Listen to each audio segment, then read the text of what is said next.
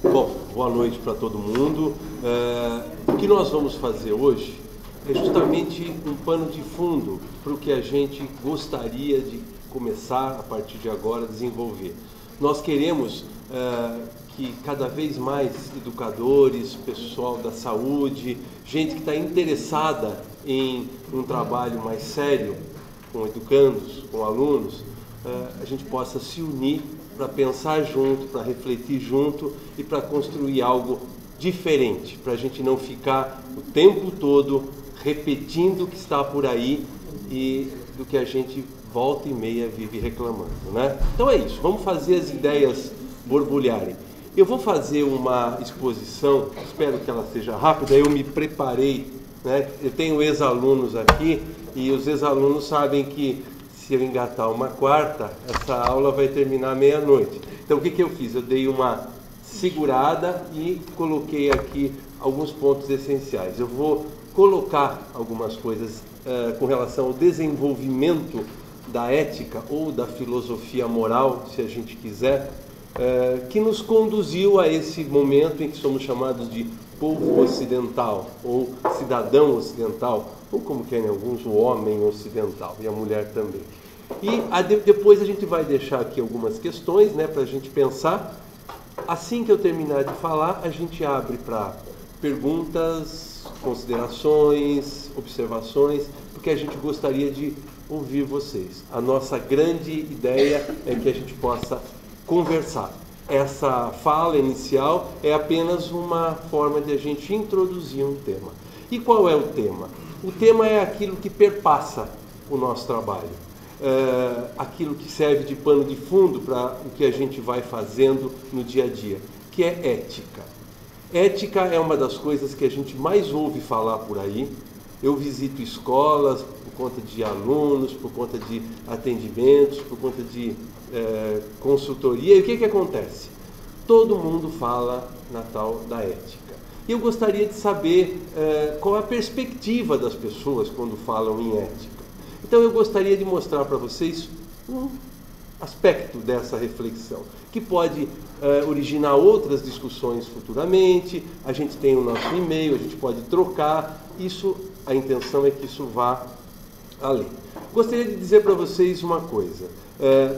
Vocês muitas vezes ouvem os dois termos, moral e ética. E normalmente esses dois termos são apropriados por nós o tempo todo como se fossem sinônimos, a mesma coisa. Eu diria para vocês que, se você quiser, moral e ética podem ser sinônimos. Moral e ética podem ser usados com a mesma perspectiva.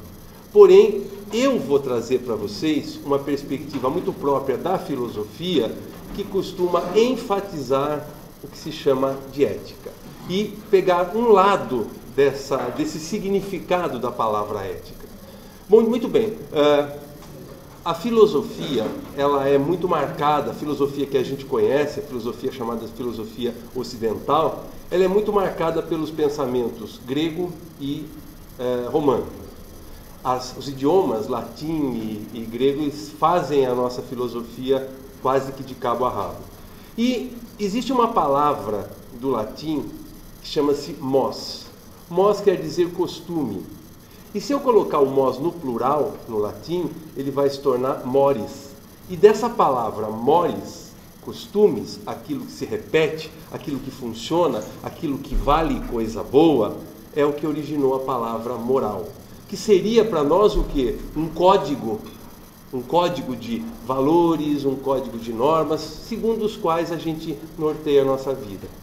Pois bem, como eu falei, os dois idiomas que praticamente constroem a filosofia são grego e latim. Agora, no grego tem a mesma palavra, tem a palavra ethos, que quer dizer a mesma coisa, que quer dizer costumes.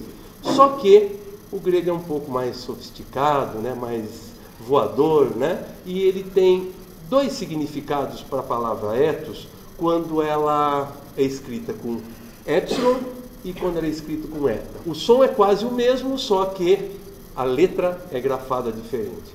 Pois bem, quando eu escrevo ethos com epsilon, ele significa costume, do mesmo jeito que no latim.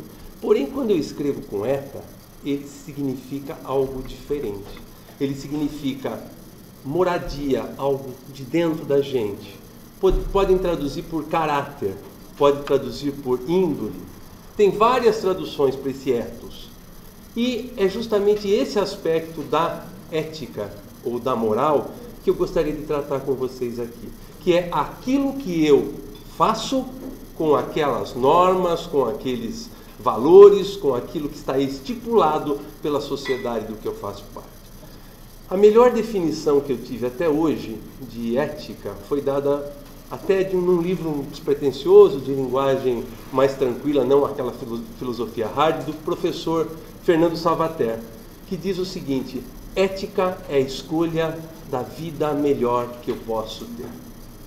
Escolher entre aquilo que me é colocado como bom, que me é colocado como útil, colocado como mal, mas eu fazer essa escolha, de acordo com aquilo que eu tenho aqui dentro, de acordo com o que eu pude construir ao longo da minha vida.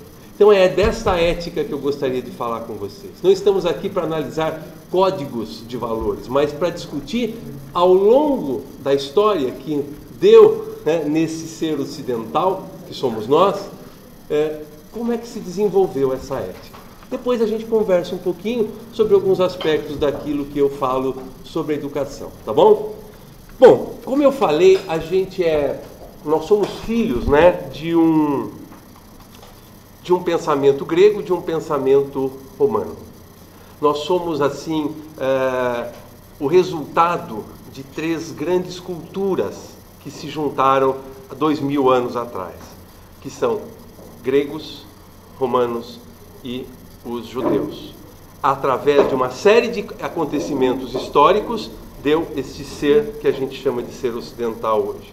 E eu diria para vocês mais uma coisa: se a gente puder pegar a cultura ocidental, fazer uma grande análise dela, fazer, vamos dizer assim, um estudo sobre as suas origens, sobre aquilo que deu origem ao que somos, eu diria que nós somos apoiados por 3 pilares, que são filosofia grega, religião judaico-cristã e o direito romano. Nós somos basicamente fruto dessa grande arrumação.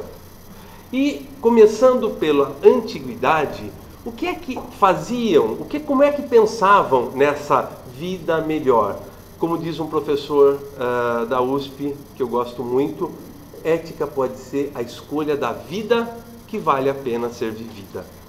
A gente olhar para esse mundo e falar: eu vou abrir mão disso, eu não vou abrir mão daquilo, eu vou escolher essa vida. Não se esqueçam, pessoal, que todo mundo aqui na nossa vida, todos nós poderíamos ter tido muitas outras vidas, mas nós escolhemos essa vida que nós estamos tendo. Por quê? Aí a gente faz um retrospecto, mas a gente escolheu essa vida. E o que levou a gente a fazer esse tipo de escolha? Vamos tentar dar uma escarafunchada nisso. Bom, como é que era o grego? Como é que é o grego na antiguidade? Vocês sabem que o grego ele teve um bom tempo da sua história marcado pelo que a gente chama de mitologia. Os exemplos, as narrativas heróicas, aquilo que fazia o grego ter a noção do que é valor, do que é virtude, como eles gostavam de falar muito, ele tirava das epopeias, das narrativas que a gente chama de míticas hoje, que eles achavam, davam um valor muito grande. O grego, ele tinha aí um lado, vamos dizer assim, religioso não tão forte no sentido de ser ligado a um corpo dogmático estabelecido. Mesmo porque os deuses gregos não eram lá muito confiáveis, na sua postura. Basta a gente ler as Ilíadas, Odisseia, para ver o que eles brigavam entre si, e sobrava para todo mundo que estava aqui embaixo, E o que aconteceu? Quando isso foi escrito, os caras começaram a desconfiar. O grego, que não era vinculado a nenhuma tese sagrada, nenhum livro sagrado, o grego pôde dar uma pensada um pouquinho mais tranquilamente. E ele começou a falar: não, isso não pode ser assim. Nós não podemos ser originados por esses deuses do Olimpo, que são umas pessoas assim muito mais parecidas conosco do que nós possamos um dia ser parecidos com eles, E aí a hora que você fala: eu acho que isso não é verdade, vem em seguida a pergunta que não quer calar: então